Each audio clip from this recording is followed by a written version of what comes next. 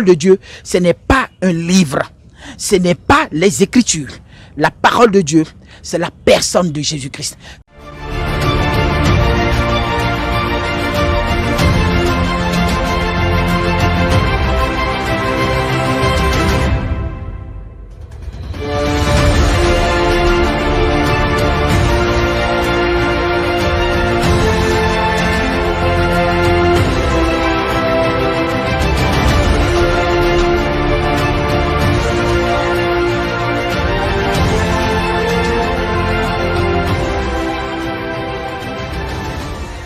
Shalom, shalom. Vous suivez à présent Ecclesia Bene TV, une chaîne chrétienne qui vous renseigne sur les réalités spirituelles afin de vous connecter au ciel et à Dieu et de vous approfondir dans la parole et dans la connaissance spirituelle. Aujourd'hui, nous allons parler de l'importance et du rôle de la parole de Dieu dans notre vie. Et il faut comprendre que lorsque Dieu nous a créés, il nous a créés à son image, selon sa ressemblance.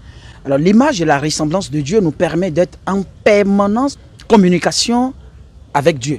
Alors donc nous étions avant le péché en communion et en relation avec Dieu. Mais après le péché, Dieu va appeler Adam, lui disant « Adam, Adam, où es-tu » Dieu va commencer à parler de façon audible à l'homme. Et là, Dieu ne pouvait plus parler dans le cœur de l'homme à cause du péché. Le péché a fait que l'homme a perdu la capacité à entendre la voix de Dieu. Le péché a fait que l'homme a perdu cette force, cette audition spirituelle qui lui permet de communiquer en esprit et en vérité avec Dieu. Qu'est-ce qui va donc se passer? Dieu sera obligé d'envoyer des prophètes dans le monde. Ces prophètes vont devenir le porteur du message de Dieu auprès de l'humanité. Et pour que le message ou la communication de Dieu puisse rester, il devenait donc important de la consigner et de la multiplier dans l'espace et dans le temps, d'où les Écritures. Et la Bible dit dans 2 Timothée chapitre 3, le verset 16, il dit « Toute Écriture est inspirée de Dieu, utile pour enseigner, pour instruire, pour corriger dans la justice, afin que l'homme de Dieu soit parfait. » Alors donc le rôle de l'écriture ou des saintes écritures était donc de nous orienter, de corriger nos imperfections, de nous révéler la volonté parfaite de Dieu, de nous instruire sur la voie de Dieu, afin que nous puissions prendre conscience de qui est vraiment Dieu. Parce que Dieu ne pouvait plus parler dans notre cœur. Il devenait donc important que l'écriture soit le témoin fidèle de Dieu sur la terre. Alors donc, l'écriture étant inspirée de Dieu, Dieu étant spirituel, sera donc obligé de communiquer avec nous dans notre langage. Mais dans les pensées divines, dans les pensées spirituelles, de ce fait, pour comprendre la Bible ou la lecture des Saintes Écritures, il faut d'abord consulter Dieu. Il faut être dépositaire de l'Esprit de Dieu. Il faut d'abord consulter l'Esprit de Dieu pour comprendre la parole de Dieu. Sinon, qu'est-ce qui va se passer? Nous allons lire la Bible sans la comprendre. Nous allons lire les Saintes Écritures sans la comprendre. Et plusieurs ont lu les Écritures et n'ont pas compris. Parce que quoi? La Bible est comme une épée à 2 tranchants.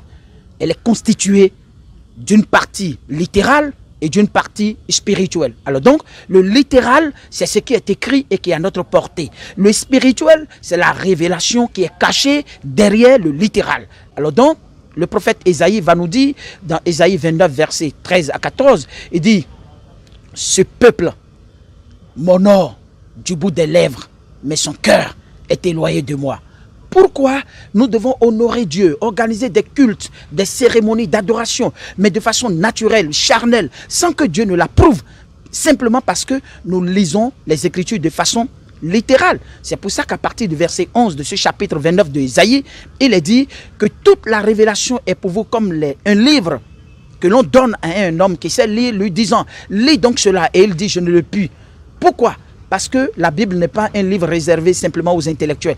On le remet encore à quelqu'un qui ne sait pas lire et il dit « Je ne le puis ». Je ne le puis. On dit pourquoi?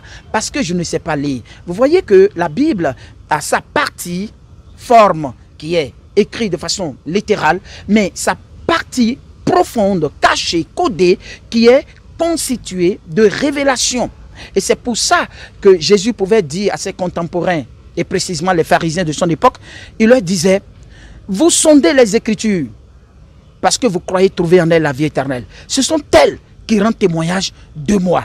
Or, les pharisiens de l'époque conservaient les Écritures, comprenaient les Écritures de façon littérale et organisaient le culte de façon littérale. Dès qu'ils ont entendu autel, ils ont bâti un autel. Dès qu'ils ont entendu temple, ils ont construit un temple. Dès qu'ils ont entendu tabernacle, et puis des choses comme ça. Jésus dit non. Dans Jean 5, verset 39, il dit, ce sont elles qui rendent témoignage de moi. Donc, cela veut dire quoi? Tout ce que nous voyons depuis le livre de Genèse jusqu'à Apocalypse sont des événements, des paroles, des sujets, des thèmes abordés pour révéler quelqu'un dont le nom s'appelle la parole de Dieu.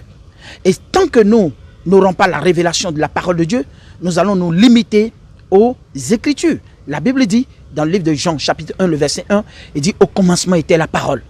La parole était avec Dieu. La parole était Dieu. Toutes choses ont été créées par la parole. Et l'apôtre Paul dit après, aux Éphésiens, dans son chapitre 6, le verset 17, il dit, et l'épée de l'esprit, c'est la parole de Dieu. L'épée de l'esprit, c'est la parole de Dieu. Alors, si l'épée de l'esprit est la parole de Dieu, l'épée de l'esprit, ce n'est donc pas les saintes écritures. Puisque la parole était au commencement avec Dieu, la parole était Dieu. Qu'est-ce que nous faisons aujourd'hui? Nous prenons les saintes écritures pour la parole de Dieu et nous menons des débats stériles autour des saintes écritures et nous débattons. Il est dit ceci dans tel verset, il est dit ceci dans tel verset. Ce qui est dit dans un verset a un sens spirituel. Et lorsque nous menons des débats littéraux sur ce qui est écrit, sans sonder et comprendre quelle est la révélation cachée derrière ces choses, qu'est-ce qui va donc se passer? Nous allons passer à côté de tout. Je vous donne juste un exemple. La Bible dit dans le livre de Genèse, parlant de Jacob, qui fit confectionner pour son fils bien-aimé Joseph, une tunique multicolore. Lorsque nous lisons ça, littéralement, c'est une tenue à plusieurs couleurs que Jacob a conçue pour son fils Joseph. Et la pensée littérale, c'était quoi? Jacob a tellement aimé son fils qu'il lui a conçu une tunique multicolore. C'est terminé. Mais lorsque nous rentrons dans le spirituel, nous voyons Joseph comme un type, c'est-à-dire une représentation spirituelle du Fils de Dieu, du bien-aimé de Dieu. Alors donc, à qui Dieu va faire confectionner une tenue multicolore, c'est-à-dire au travers du Fils de Dieu, et les blancs, et les noirs, et les rouges, et de toutes couleurs du monde seront sauvés au travers de lui. C'est la révélation spirituelle. Et c'est comme ça. Nous devons la plupart du temps lire la Bible et demander au Saint-Esprit qu'est-ce qui est caché derrière ce verset, qu'est-ce qui est caché derrière un tel autre verset. Et ça va nous donner, de nous approfondir, non seulement d'être équilibrés sur le plan spirituel, mais d'approfondir aussi notre relation avec Dieu. Il est dit dans le livre d'Apocalypse, chapitre 19, le verset 13, il est dit, l'homme était revêtu d'un vêtement teint de sang. Un vêtement teint de sang. Son nom s'appelle la parole de Dieu. Le nom de qui s'appelle la parole de Dieu? Le nom du Rédempteur. Le nom du médiateur entre Dieu et les hommes. Son nom s'appelle la parole de Dieu. Donc la parole de Dieu, ce n'est pas un livre. Ce n'est pas les Écritures. La parole de Dieu, c'est la personne de Jésus-Christ. C'est la personne de celui qui est descendu dans le monde, qui est allé à la croix, qui est descendu dans le séjour des morts et qui a connu la résurrection et qui revient bientôt. Lorsque nous avons la révélation de cette personne, nous avons donc la révélation de la parole de Dieu. Quel est donc le rôle de la parole de Dieu lorsque nous avons la révélation en lisant les Saintes Écritures? Il est dit dans le livre d'Hébreux, le chapitre 4, le verset 12. Il a dit quoi? Que la parole est comme une épée à deux tranchants, pénétrante jusqu'à partager âme et esprit, moelle et jointure. Cela veut dire quoi? Ça, c'est le rôle de la parole de Dieu. La parole de Dieu, c'est-à-dire lorsque nous avons la révélation qui est cachée derrière les multiples versets que nous lisons, lorsque nous avons la révélation qui est cachée, qu'est-ce qui va se passer? Quelque chose de puissant, de pénétrante, quelque chose de tranchant va nous percer et va commencer à séparer le spirituel du charnel, va commencer à séparer l'émotionnel du rationnel. La Bible dit, seule la parole de Dieu peut le faire. Nous avons été émotionnels tout le temps. On est toujours emporté par la colère, par des désirs charnels, par des désirs, des choses de la terre. On est toujours emporté. On a perdu la raison. Et la Bible dit que Dieu nous a créés avec âme et esprit. Âme et esprit. L'âme, c'est la partie qui nous permet de prendre conscience de nous-mêmes et de notre existence et des réalités du monde. Mais l'esprit, c'est la partie rationnelle qui nous permet de prendre conscience de Dieu et des relations spirituelles avec le ciel. Mais qu'est-ce qui s'est passé? L'âme a pris le dessus sur l'esprit. C'est-à-dire, l'émotionnel a pris le dessus sur le rationnel. Et nous avons perdu le sens et la conscience. Et du coup, notre vie est seulement limitée à l'ambiance et n'a pas de sens. Or, ce qui donne la valeur à notre vie, c'est le sens de la vie. C'est pourquoi nous sommes ici maintenant. D'où nous sommes venus, où nous sommes ici et où nous allons. Et ce pourquoi nous sommes ici. C'est ça qui donne un sens à notre vie. Mais malheureusement, l'ambiance de la vie, les habits, les voitures, les belles maisons et tout ce qui brille dans le monde, encore que la nouvelle technologie nous a emportés dans de nouvelles découvertes qui nous ont complètement aveuglés et nous recherchons des choses de la terre tellement possédées que nous avons perdu complètement le sens même de notre vie à force de nous adonner à l'ambiance de la vie. Qu'est-ce que la parole de Dieu va faire dans cette condition? Elle sera puissante, elle sera comme une épée pénétrante jusqu'à partager entre deux choses, entre l'émotionnel et le rationnel. Afin de faire quoi? De soumettre l'émotionnel et la ramener, cette partie émotionnelle en position subordonnée. Et ramener cette partie rationnelle en position dominante. Ce qui va nous permettre de prendre conscience de l'existence de Dieu. Lorsque nous n'avons pas saisi la révélation de la parole de Dieu, nous ne pouvons pas prendre conscience de ce que Jésus a fait pour nous, de qui est Dieu pour nous, de qui nous sommes aussi. Pour nous, nous allons errer. Nous sommes venus dans le monde, nous grandissons, nous mangeons, nous buvons, nous habillons et nous réalisons des choses et puis nous passons comme une étoile filante qui passe d'un moment à l'autre et disparaît.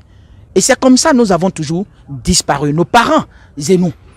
Alors aujourd'hui, je vous exhorte à comprendre que derrière les Écritures, il y a quelque chose qu'on appelle la parole de Dieu. Et c'est la révélation de cette parole qui nous donne d'être en communion avec Dieu. Parce que cette révélation est de nature puissante, de nature spirituelle et capable de renouveler notre intelligence et de donner à notre esprit sa position dominante et de recevoir maintenant l'inspiration de la part de Dieu. S'il nous est difficile de recevoir des inspirations de la part de Dieu, c'est simplement parce que quelque part nous sommes limités à la lettre. Or la Bible dit que la lettre tue, mais que l'esprit vivifie. Quelle est la différence dans ce que dit l'apôtre Paul aux Corinthiens dans 2 Corinthiens chapitre 3 verset 6? Quand il dit la lettre tue et que l'esprit vivifie, c'est que lorsque nous sommes derrière, je connais beaucoup de versets, je connais beaucoup de chapitres, je connais beaucoup d'événements de la Bible, j'ai gardé, j'ai médité, j'ai bloqué la Bible dans ma tête. Ça ne nous donne rien parce qu'il y a une différence entre la tête et le cœur. Les gens sont bien dans la tête, mais ils sont pauvres dans le cœur. Riches de versets dans la tête, mais pauvres de cœur. Incapables d'avoir la sagesse de Dieu, incapables d'avoir la foi de Dieu, incapables de manifester l'amour dans le cœur. Pourquoi?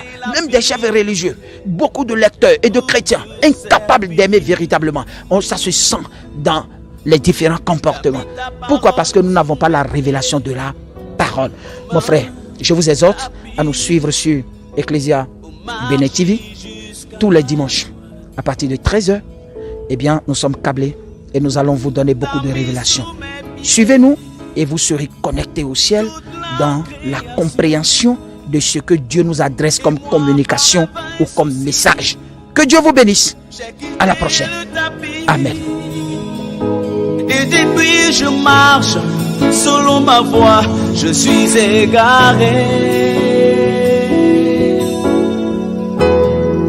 Amène-moi sur ta parole. Je veux marcher jusqu'à toi. Ramène-moi sur ta parole.